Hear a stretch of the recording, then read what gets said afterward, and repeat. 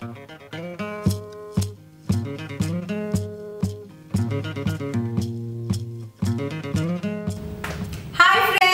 hope my previous video on basics of DSLR camera operation part 1 was useful to you. Today I am going to get in more detail about camera aperture. So what is an aperture? Aperture is basically opening and closing of our lens. You might be wondering, how does this help? Say, take an example, you are in a restaurant or in a museum which is a low light condition, and if your aperture is this small, like the opening is this small, what do you think is going to happen?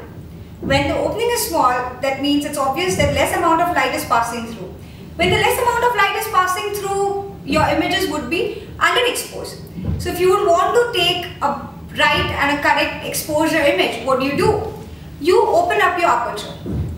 As soon as you open up your aperture, what happens over here?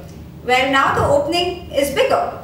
That means you are allowing more light to pass through the lens and create an image. So you will get a correct exposure image. So the question is, how exactly do you control your aperture?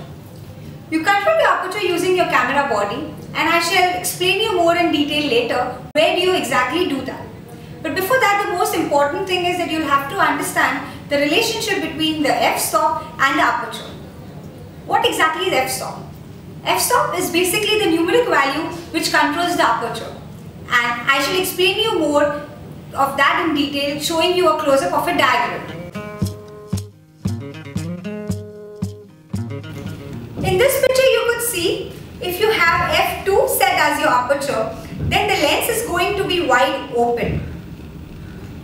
As you increase the numeric value, which is an f-stop, to f2.8, the opening gets smaller.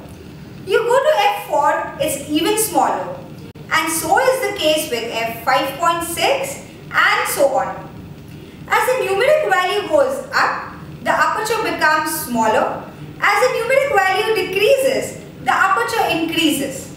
So the aperture and the f-stop has opposite relation. Now I am going to show you how you can set your aperture on the camera. So now I am going to show you how exactly do you set your aperture on your camera. That's a user control over here. Right now our camera is set on manual mode. I am going to turn it to the AV mode.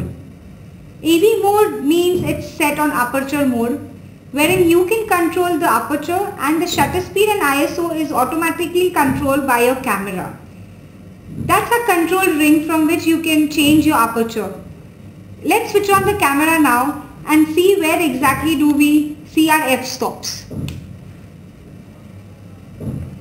On your display screen over here, do you see it's displayed as f9.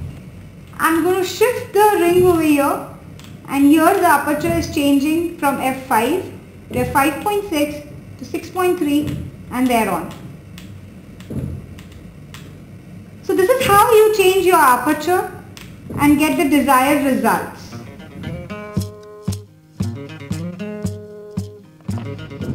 So now I'm going to show you how exactly you set your focus points on your camera.